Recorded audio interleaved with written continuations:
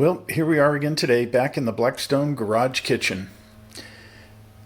The video today is going to be about how to regulate and calibrate temperature for the griddle. But there is a backstory, and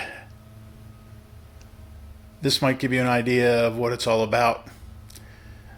My first go on this thing in the garage went pretty well, and I was real happy with the way the breakfast turned out. The second time around, though, was a bit of a different story. You see, this regulator is adjustable, and it's adjustable to the point of being pretty dangerous. As a matter of fact, the griddle got so hot that the oil I was using actually flared up, and it went out. I was lucky, I'll admit. But from now on, I'm not going to do this without having one of these red things standing by.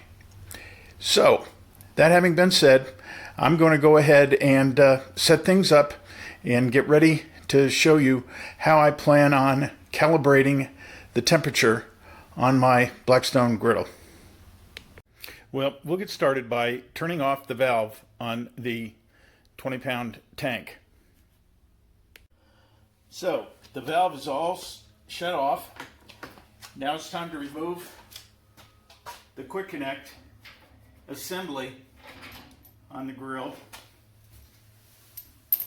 Set that out of the way. And what I'm going to do is put the original equipment regulator onto the griddle, and I figure that if I use this gizmo to as the regulator, that it will tell me what the temperature is supposed to be when it's at low, because there are no adjustments on this thing. So stay tuned while I get that all hooked up.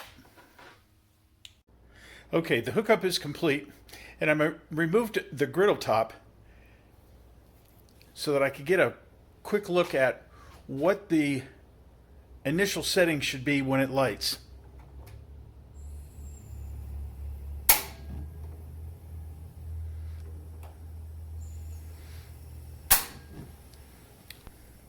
Now, I can tell you firsthand that that is extremely low as compared to what it was, and this is set on high.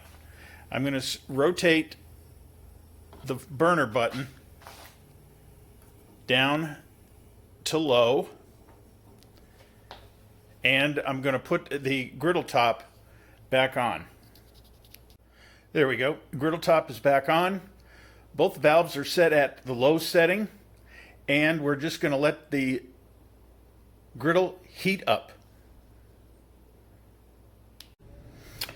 So it's been a few minutes, and I went in and got the digital thermometer, courtesy of Harbor Freight a couple of years ago.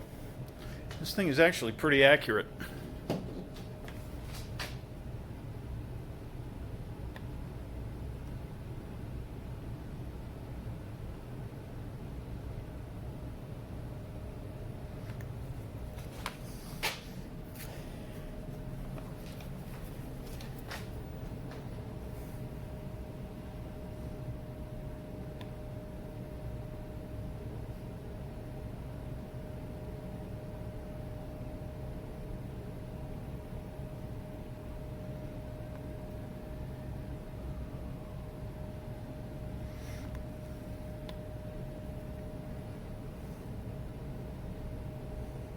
So as you can see, as you go from left to right,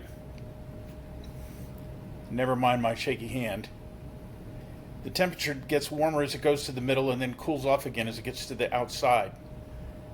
The front of the griddle is cooler than the top of the griddle by probably 30 to 40 degrees.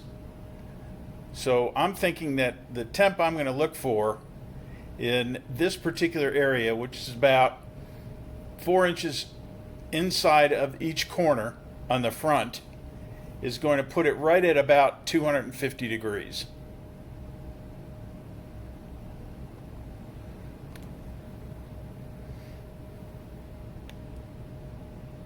Maybe the looks like the right side is going to be a little warmer than the left side, but that'll give me something to go on. The flame underneath is incredibly low. I don't know if you can see it from there or here. There you go. It is very, very low, and this is scary when I think about how hot I actually let it get.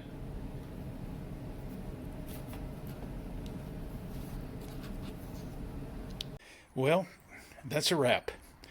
Pretty much ready to go.